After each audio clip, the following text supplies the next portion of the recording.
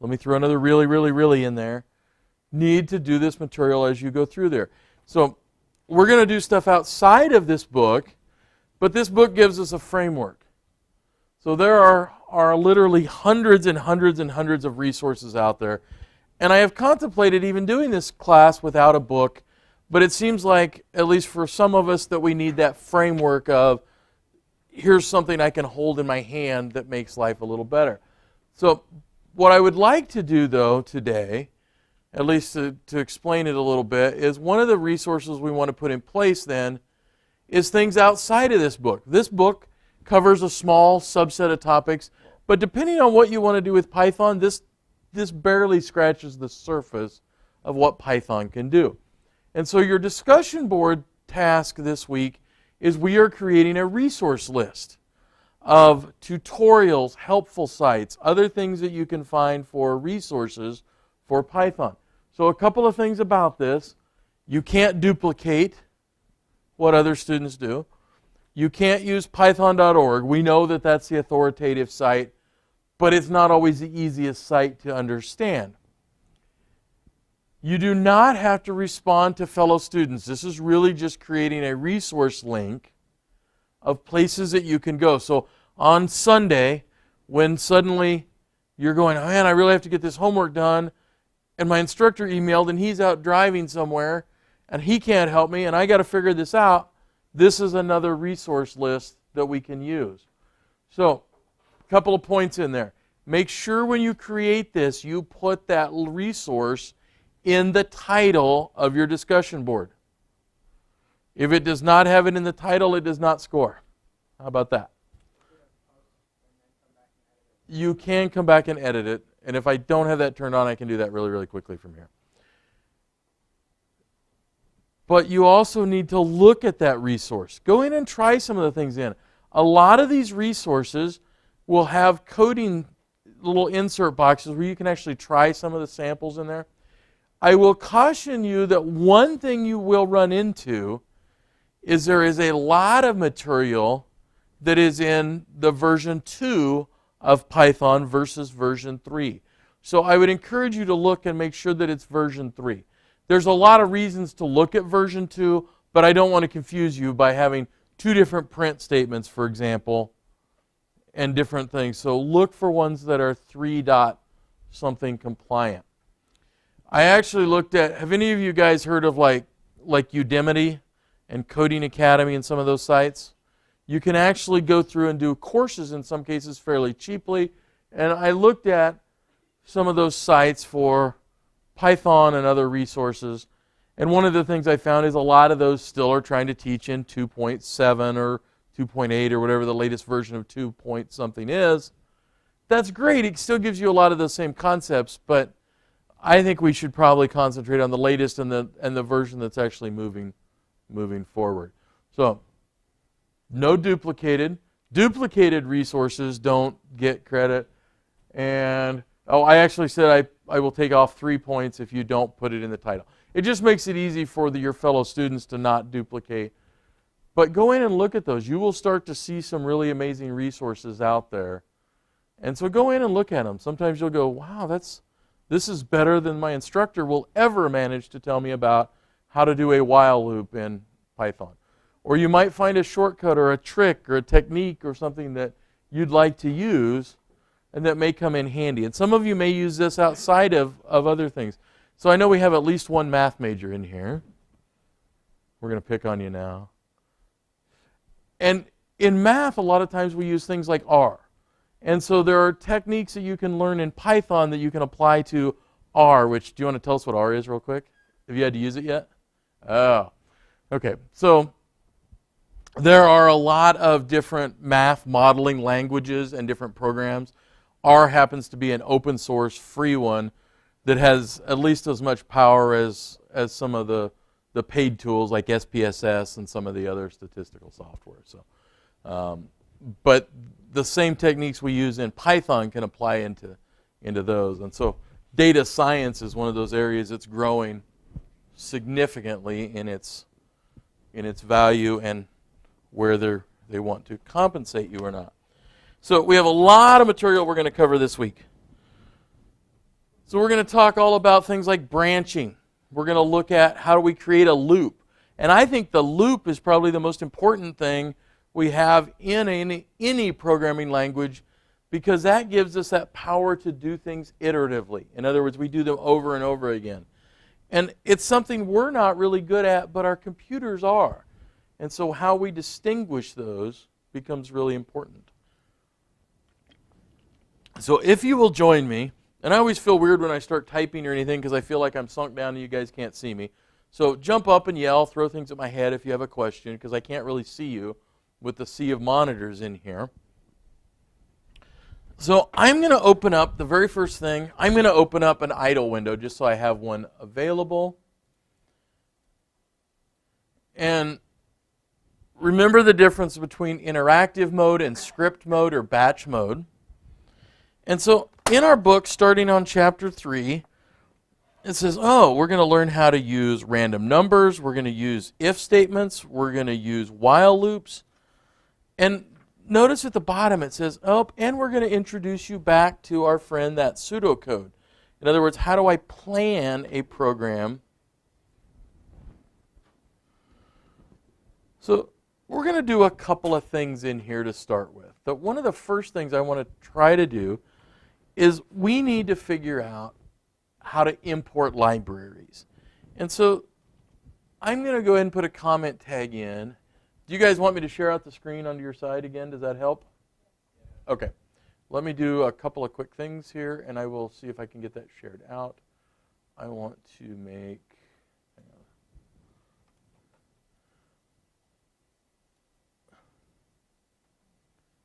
that one to be the main display. And now I can share that out.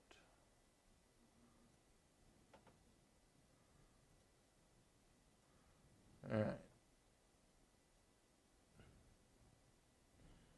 Now you guys should see my blue screen, hopefully. Do you see the notepad? Sweet, okay. I am also going to try to make that as big as I can so you guys can see it. So 24, maybe too big. All right, let me try it a little smaller. Let's do that and see if that we'll see. All right, so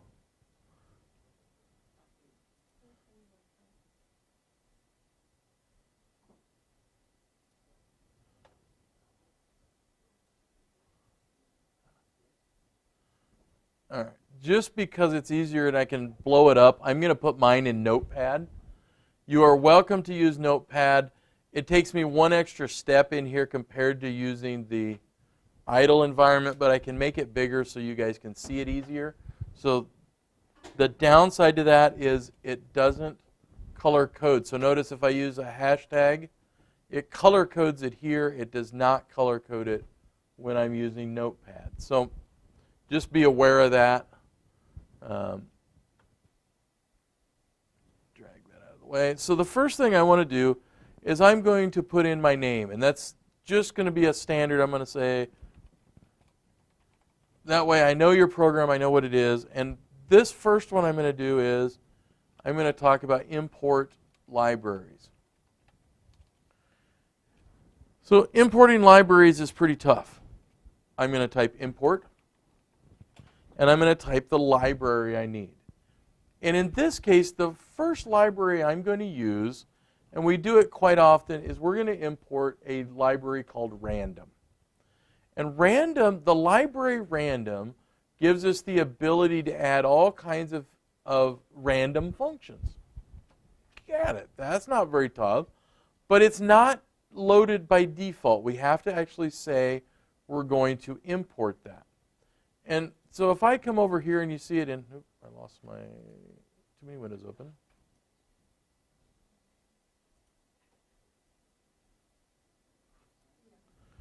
So I need to have that import in to be able to utilize that. So if I have import in, I can generate random numbers. And so I'm going to do something here.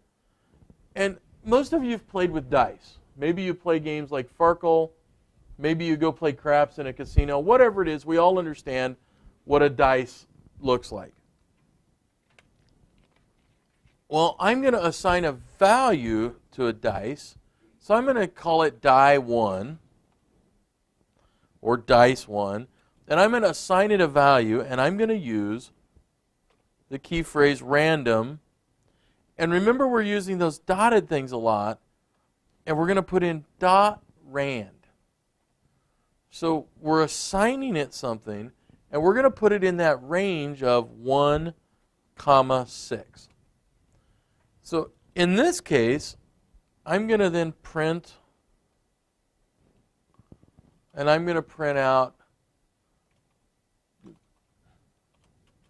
dice, let's call it die 1 is,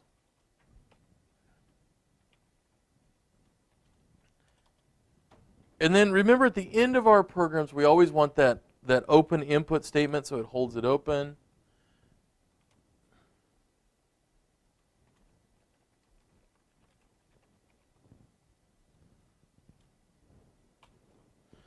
All right. So all that does is it just sits there and waits for some kind of an input. So I'm going to save this. So File, Save As. And since I'm in Notepad, I have an extra step. And you could certainly do that. So I'm going to put mine under Documents, under my Python, and I am going to call this my die.py. And I have to go to one more step down here. So Notepad always wants to save it as a text document, which it really is inside. But Python doesn't recognize text documents.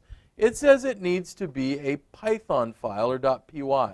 So I'm going to change this save as type to all. So if you're using Notepad or another program, you can do that. And I actually put the extension in manually and said .py. And so I'm going to save dice.py. So now, what I don't have in Notepad, normally if I'm in my program, I just hit F5 and it runs. I don't have that ability to do that when I made it a little bigger. So I'm going to come over here, and I'm now in my folder where that's at, and I can see the program, dice.py, and I am actually then going to just click on it to run.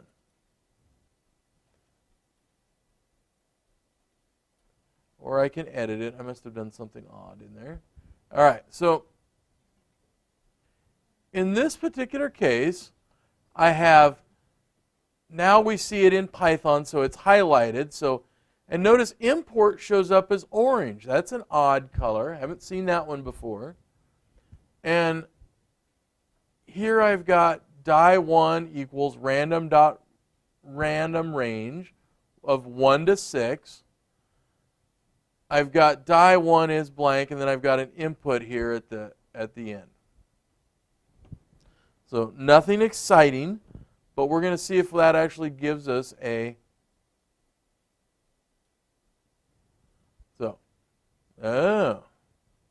So we have an error. So it gave me an error of some sort. So I'm going to look at this and see if I can figure out why it does not like my particular thing. And if I look here, maybe I need to change that a little bit so it says random range of integer. And so now I'm going to save it again and run it. And notice now it says, all right, die1 is 1. If I rerun that, hopefully we get a different number. But notice we're getting the same number twice. So we need to do some investigation. Oh, there we go. We are getting different numbers. So in case you do something, you do always want to run this and make sure you don't have something odd going in there.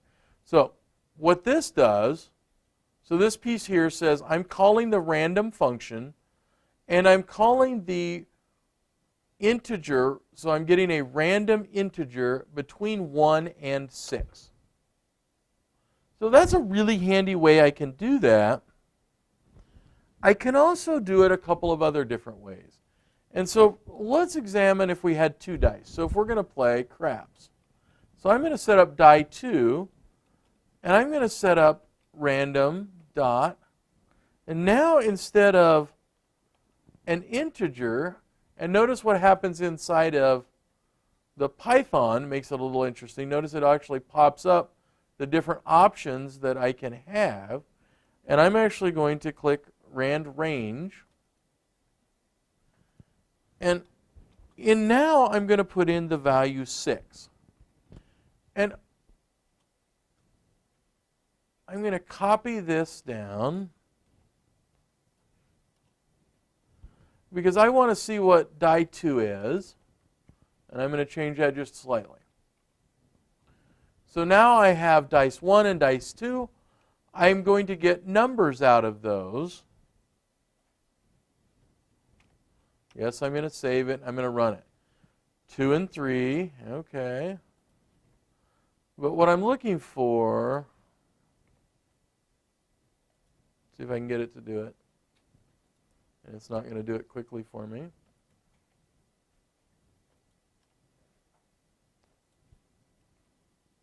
Aha, there we go. So that took me a little bit. But what I'm showing, notice it says die 2 is 0. Oh, is that the numbers we're looking for on a dice? No. And so the tricky little piece with that, with doing it this way, we're saying we're going to get 6 random numbers, but where does that computer always start counting? 0. So if we do it this way, we have to increment it 1 so that it'll be 1 through 6 instead of 0 through 5. So just a little quirk. Quite frankly, you can usually use this random integer, and that will work fine. There's some other ways we can do it if you need decimal numbers, but in this case now both of those would work. So die 1 is 1, die 2 is 5. Great. So we could create our dice, and now we could have the beginnings then of a craps game. Or, I mean, a game that you could play that's similar to craps. So maybe some of you, if you're super nerdy, has anybody in here played Dungeons and Dragons? Nobody's raising their hand. Oh. Nobody has played Dungeons and Dragons. All right, so there are other games, but Dungeons and Dragons is the one that always comes to mind. If you've played it, you have dice all the way up to 20-sided dice and odd things. If I wanted to simulate a 20-sided dice in Python, all I would have to do is change this from 1 to 6 to 1 to 20. I could do the same thing doing it this model. And now I have 2 dice that have up to 20 different sides. Well, if I can simulate those numbers, maybe I can create some other values. Maybe I want to create a value for a random test score. So maybe I can change my program a little bit. I'm going to get rid of this. I'm going to leave it as dice just so we can see what would happen. But maybe I wanted to create a random test score from 1 to 100. Oh, somebody got a 91. Well, that's pretty good. Oh, they got an 18. So maybe this score is random for whatever reason. Can I create a score that's just between 80 and 100? Let's see. What happens if I put in, instead of a 1 to 100, if I do this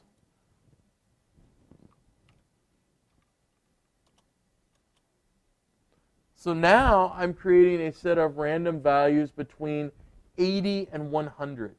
So it would be odd to give you guys all B's or A's based on a random score, but there might be some validity to that. But in this case, I needed a value between those. I can now generate a list of random numbers. So page 51 talks about the import statement. and the library that we're importing. Now, they tend to call them modules. I call them libraries. They're the same function. 52 also looks at the random integer and the rand range functions. It also tells you why you would add that 1. Now, generally, I'm not going to have both types of functions. I would only have one type of function in there. So if I decided that I wanted to do this, the rand integer, what I would really do is I would use the same function. I wouldn't switch. And dice2 would then become, I would use a similar function. And it doesn't make any difference in there which one I do. So, in both cases, they give us a similar result. Now, I will warn you one weird thing. So you're thinking, all right, I'm ready to write a program, and I'm ready to go complete a completely random number.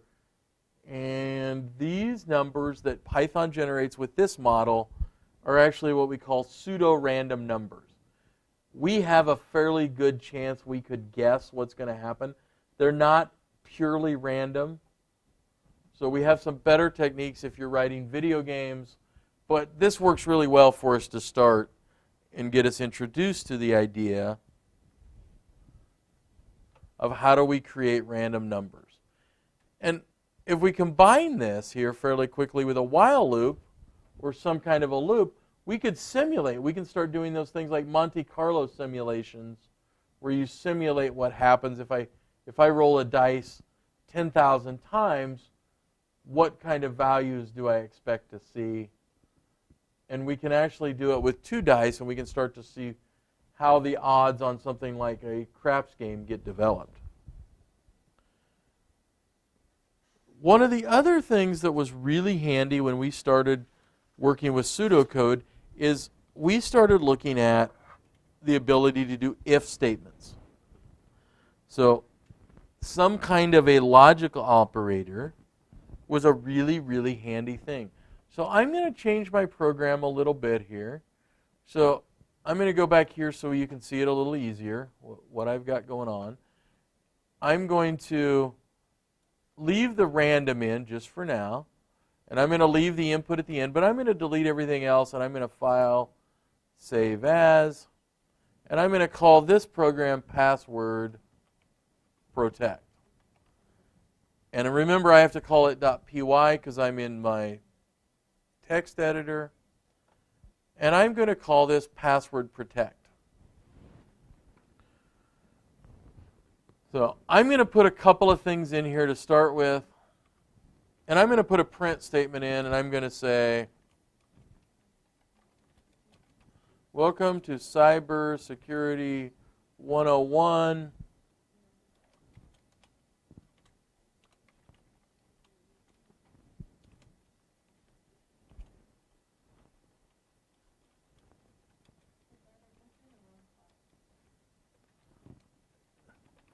Oh, we're getting there. All right, so I'm going to use a statement in here, and I'm going to let somebody put in a password. So I'm going to create an input. So I'm going to say password equals input. Please enter your password.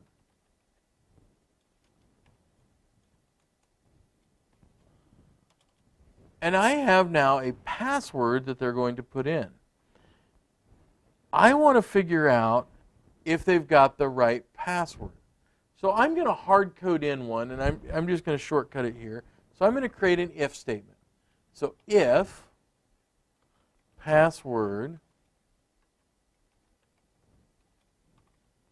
Now, here's where I did something a little different. Notice I used 2 equal signs. So in a comparison operator, if I want to say something is equal to, I actually use 2 equals. If I use a single equals, it's that assignment operator, and it's putting a value in. And so 2 equal signs are going to tell us that we're asking is the question of, is password equal to whatever I put in here? And I'm going to use the phrase secret, just because it's easy. And I'm going to say, is password equal to secret? Now, I'm also then, I have to go down a line and indent, because I'm going to have a set of block of text that is going to run if that is correct. And so if that value turns out true,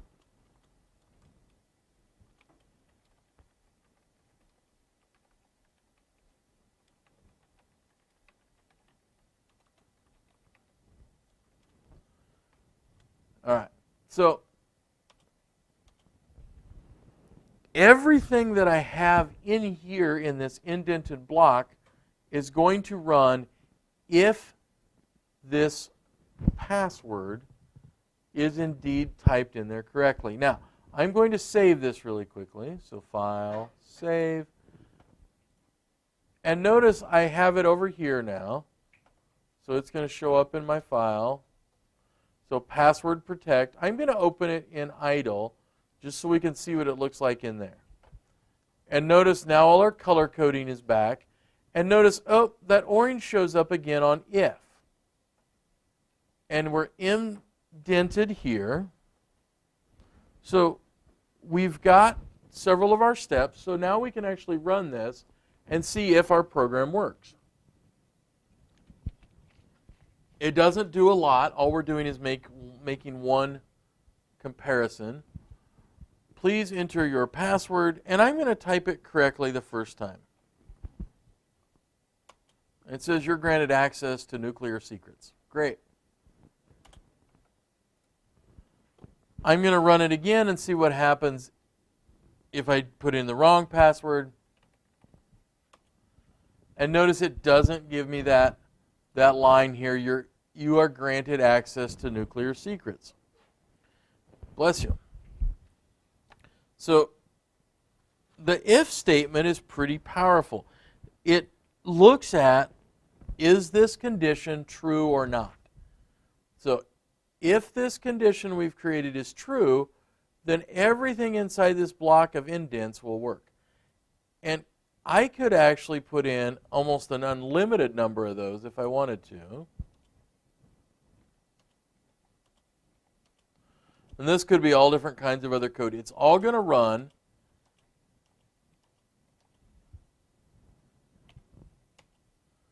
so if I put in the right password, it's going to run everything inside that block. So that could have been other statements, could have been all different kinds of logic. So on the bottom of page 55, it talks about those comparison operators and the difference between the equals and the double equal sign. So that is one of the things that I often see when people start coding in here, is you'll start looking at an if statement, you'll go, whoop, nope, you have an assignment operator, not an equals. So equals is this double equal sign. On page 56, there is a table of all the operators that we can use, or the common ones anyway. So, and it's even got some sample conditions in there. So the one that is different that you may not have seen is the not equals to, and we use that quite a bit. So we can compare even strings, we can compare numbers, we can't compare strings and numbers together. So I can't compare, here I'm comparing a string to a string, but if I had a number in there, it would break very, very quickly. Bottom of page 56 talks about those indentations. Now, here's the reality, though. Is a password going to be that easy? Is it just buried inside a text like that? No. Generally not. If it is, then we have some serious other issues. So our program can expand a little bit. If statements, before we used them in pseudocode, we know there's really two sides to it. I can do all these things if it's true, and I can also do things if it turns out false. And so on page 57, they start looking at the else clause. Oh. So we can actually create an else clause. So I'm going to come back, and I'm going to type else, just so we'll see if it'll show up. And notice what happens on else. Else also highlights as orange. It's at the same level as this statement and this one are at the same indentation level. This block is going to run. And so at the end of an else statement, I'm going to indent, and I can print, get away, you do, let me make it a little better, you do not have access to any secrets. And so now I can put in a statement that's going to happen if you don't get your password correct. And just for emphasis, I'm going to put it in here several times.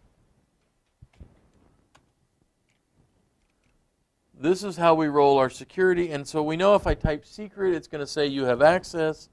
If I type secrets, it's going to say get away, you do not have access to any secrets. So we have both sides of that if statement. So we have this part is if it's true, this part if it's false.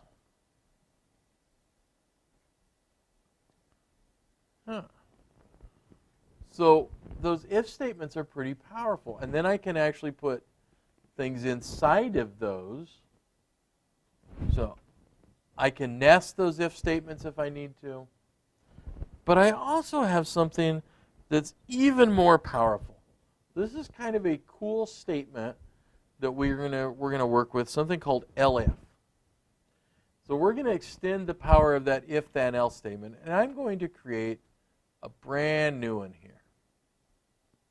I'm going to delete all this other gook. And so I'm going to start with a blank program. And I am going to create a program that is going to tell what my mood is. Oh. I am going to cheat a little bit on this program. And here is the reason why we're going to cheat just a little bit. I'm going to go into my source for chapter 3. And there is a mood computer, and I'm going to open it to edit it. I am not going to copy the entire program. What I am going to look at is I'm going to copy in those ASCII arts.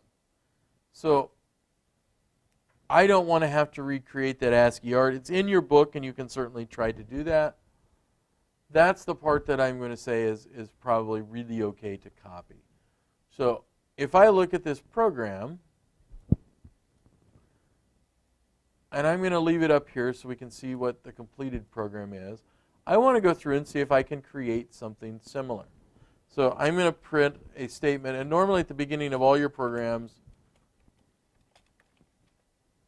mood computer. So I'm going to shorten that up a little bit. And I want to get a random mood. So in this case, I'm going to have up to 3 different moods. And so I'm going to say mood is equal to random.rand integer 1 to 3. So I've got a variable now that says I have a possibility of being 1, 2, or 3. And so I'm going to set up some if statements.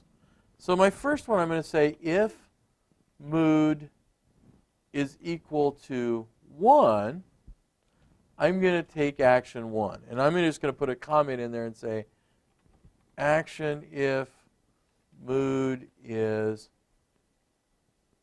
1. I know then that I can come in and use another value, and I'm going to use this elif. And notice it lights up orange. All right. So otherwise, if mood now is equal to 2, And I'm going to just mark that so I can see what it is. Action if mood is a 2. We also have a third option. So LF mood equals 3. Action if mood is a 3. So we've got the logic blocks down. Now we just need to put our content in there. Yes? Yes? Yeah, no, not a big issue. Sorry. It's just a comment tag to let me know what I'm doing in there. So I now have 3 of them, but I'm going to do one more thing in there. I'm going to print or look at, remember we have an else statement, and we're going through them, and I think we did that, set it up right. But let's do this catch-all. If that mood shows up as any other number, because we made a typo or an error, we're going to have a catch-all group. And so we can end it with an else. So any other condition is going to trigger that else statement. And in that case, I'm going to go ahead and just print a statement that says, somehow you broke the computer and got an illegal mode.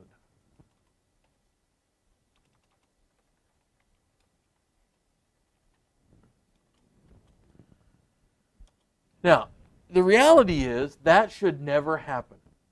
That line should never get utilized. But it's a safety mechanism, so in case I screwed up here, so maybe instead of using random integer, I did something else, or I accidentally put a 4 in there, my logic isn't safe, then I will be able to use that as my escape clause, and the program won't come crashing to a halt, and it'll actually work very nicely. So I'm going to copy these print statements over just because I don't really want to recreate that. So print number 1, I'm just going to copy it. And that's going to be for mood 1. I'm going to come over here and copy 2. And again, I'm just grabbing the print statement.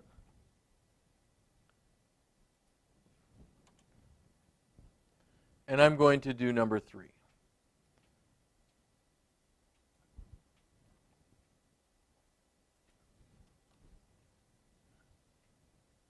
All right. Now I'm going to save and run that. What have I done? Probably when I copied something, I did something weird. Where did it show me? And, oh, I actually did it right down here in my own print statement. I did not put a ending or a quote mark in there. All right, now we'll try it again. So now, when I run that, it goes, oh, I'm unhappy. I run it again, and now I'm happy. So this is just getting a random, now I'm unhappy again. What I'm hoping to do is generate at some point, and it says, oh, somehow you broke the computer. Because I have an error in here, and I did it deliberately, where I put that 4 in there.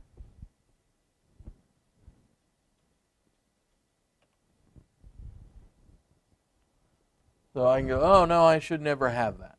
But again, it's a great safety mechanism to have that as an option. That way, if I do make an error up here. So one thing I'm going to try, just out of curiosity, I'm going to go ahead, and I can always cancel out a line when I'm troubleshooting with that pound sign. And so I'm going to put a pound sign in front of that import random, and I'm going to see what happens if I try to run this without that library being directly imported. And when I do that, it actually tells me random is not defined. Darn it. So we do have to import that random. That gives us some of those functions. And now our program, I went back in and I fixed it so it should never, no matter how many times I run this, it should never, ever, ever have an issue. Now, if I go back into my file folder,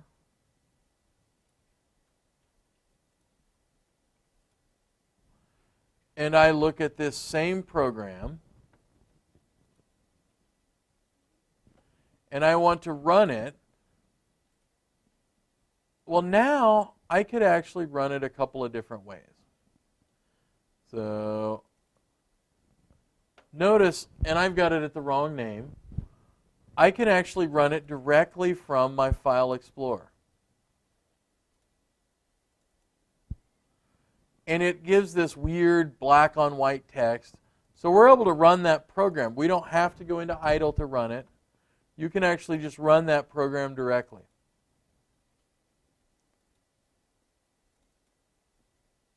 If I did not have this statement at the end, that input that just stays open, that program would close immediately. And I can show you that if I put in a £, we eliminate that input statement. And I save this. So you saw it work before, and now notice it just flashes on the screen. It doesn't stay open after the program runs. It just ends. So that input statement here is what we use to hold that open with. And so now if I run it, I get my happy face back. So when I look at this, could I have added additional moods? Yeah. And I can use nearly an unlimited number of elif statements. So I could have one for happy, sad, neutral, angry, and if I'm willing to put the art in, I could come across with almost any of those. So elifs are a great way we can ask multiple questions. So remember a long time ago, most people grabbed a game and they said, I want to do rock, paper, scissors. And we didn't really have a great way to handle something more than just a yes or no question. Well, now with this elifs, I can handle those really easily. So I could do a rock, paper, scissors, and I could do those comparisons pretty easily. So elifs, page 62 talks a lot about elifs and has some information about it. And then on page 63 there is a summary of how we can create loops. So one of the things we could do is we could write our entire program then in a loop, which we're going to show you here in a second. So we've got if, then, else statements. Now we're going to talk to you on how to put loops in. So if you haven't had the experience of a 3-year-old, we're going to recreate what it's like to have a toddler right here on your computer. And so a toddlers tend to be a little obnoxious and they'll drive you a little crazy. So I'm going to start a new program. File, new. And again, just so it's a little easier to see it as I type, I'm going to go ahead and leave the import random in. We may use it here in a second. And I'm going to put in a couple of print statements. I'm going to print, welcome to the special place a toddler lives.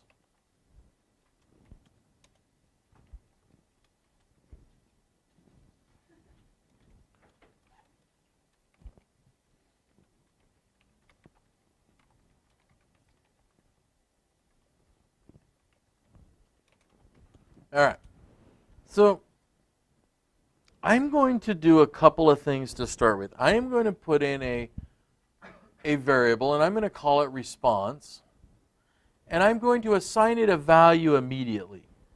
And I'm going to give it a blank. I'm going to say that there is no content yet in that response. Well,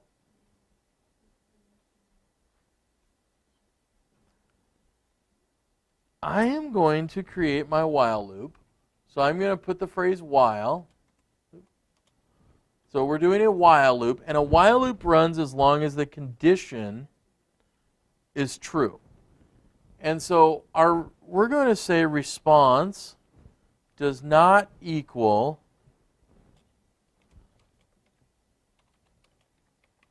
because.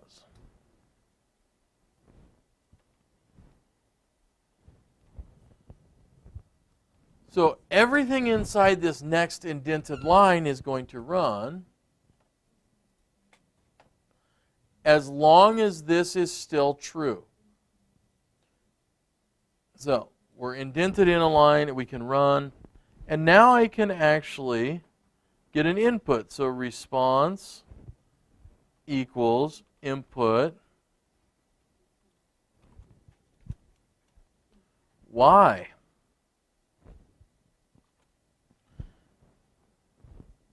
And just to make sure it shoves down a line, we're going to come across. So this loop, as long as you don't type the phrase because, it should run nearly forever. And so we're going to try this out. At the end of this, to make sure that we say that we're really out of a loop, I'm going to put a print statement. You survived.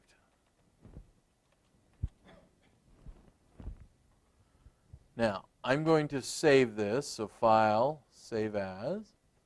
I'm going to save it as a .py file. Save. All right, so now that I know it's in my folder, I'm going to pull it up with edit, with idle, and that will allow me to see what the highlighting looks like. And this is a loop. And so one of the things I might want to do, let's make sure it works first. So I'm going to hit F5. Welcome to the special place a toddler lives. Why?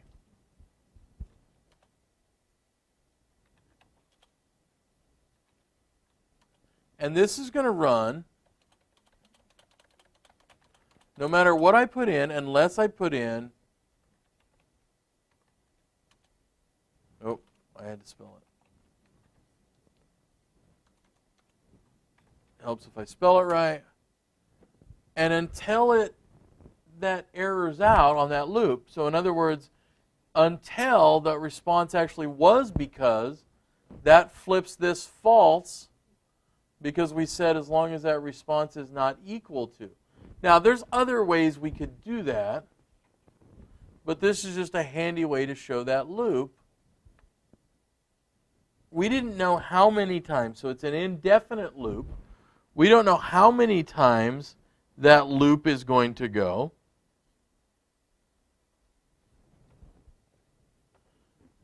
We can actually put inside of here, we could do a counter.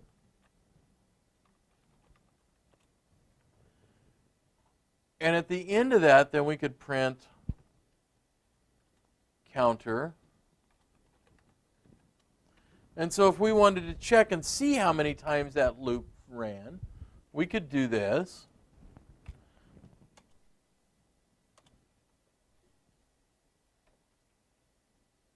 Unless I do something strange. Not sure what I did there.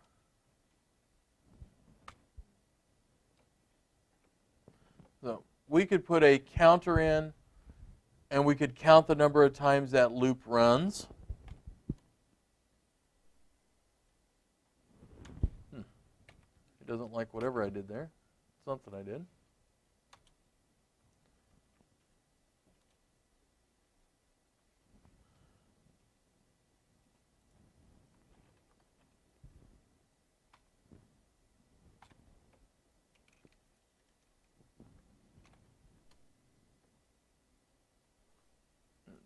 times or spaces. Oh, weird. All right.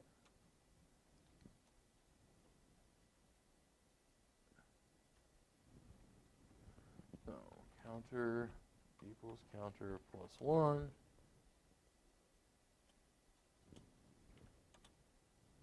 So this time, it's we actually have a counter in there. And so until I, in the loop, it says you survived, and it just tells me, hey, that loop ran 7 times. However, 1, 2, 3, 4, 5, 6, 7. All right, that seems right. Now, that gives us some power to do that. That century variable, in other words, what that loop is based on, we have to have some way for that to change. If I didn't have this input in right here, if I just had a print statement, I could make that loop run forever. So if, let me just do this. I will go chunk. So we eliminate that, and I'm just going to put a print statement in.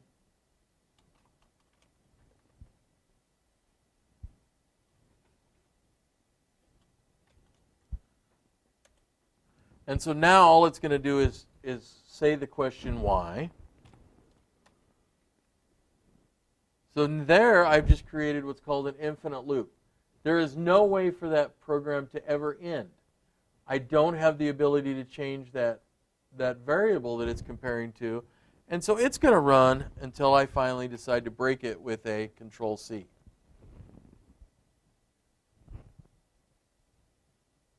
So if I wanted to, what I could also do to even just to see how what that variable looks like,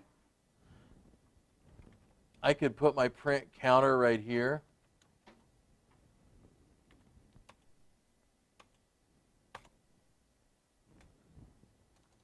I don't know why it's being picky about my stuff, but whatever. Counter, print counter, print counter. So you can see how quickly it can count up. And in a couple of minutes, it's going to be in the thousands,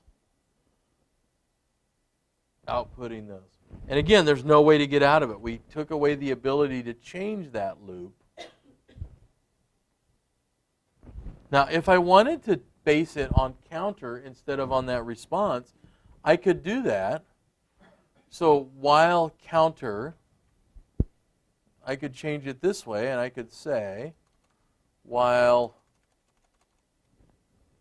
counter less than, let's say, 100. And now I could see what happens.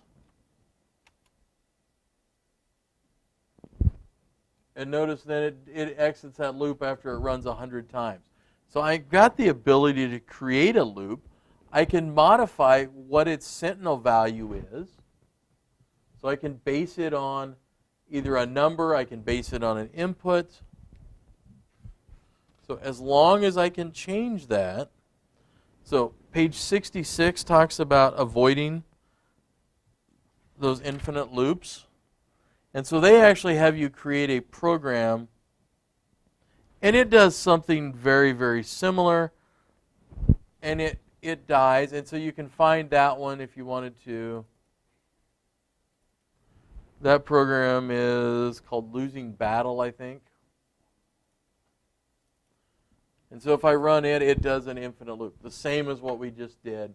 There's no way to change that sentinel value, and that's a really common issue. So if I look at the code, so it says, while health is not equal to 0, there's no way to ever change health. So you'll see that we have some issues with that. So that one is also an example of a bad program. We're actually losing the ability to control our program by doing that. And so you can see the code for it. You can create it. And so here, you could trace it out if you wanted to. So health is equal to 10, while health is not equal to 0. health equals health minus damage. But what happens is this one's actually a little trickier. Why is this one an infinite loop? I'm modifying the value here, health, right? I change it here. So remember, that's a shortcut way to say health equals health minus damage. So the first time this program runs, health is equal to, it starts at 10. So 10 is not equal to 0, right? The next loop through, it says, so it took out 3. That's what damage is. So the next loop, you have 7. 7's not equal to 0. Next loop, you subtract another 3. So 4 is not equal to 0. Next loop, you subtract another 3. So 1 is not equal to 0. But the next loop through, what happens? Well, you have 1 minus 3, so is minus 2 equal to 0? So one of the things you can do is you can put in those test statements. So we could put in the test of print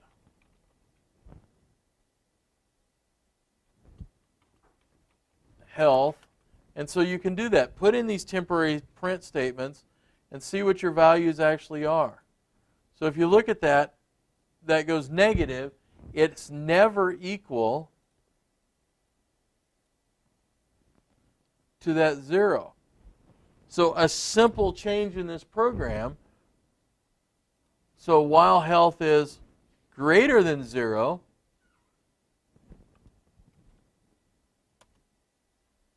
and now the program works. And it's those little logic errors, especially with those comparisons, that will drive you a little crazy. All right, so the rest of the chapter, so we start looking at how do we do some other things. So we look at those comparisons and we start creating a math model that we can work on those. So this one runs. So now, if I look at what happens, it says 10, 7, 4, 1, and then it actually, the program exits out of that loop. So you always want a way out of that loop. If I'm not changing that, so in this case we are changing that sentinel value, so we had that part right, but we weren't looking at that condition correctly. So we were just trying to say as long as it doesn't hit 0, but the way our math works, we would never hit the right value for 0. So we have to have a way to create that flip to create that a negative result.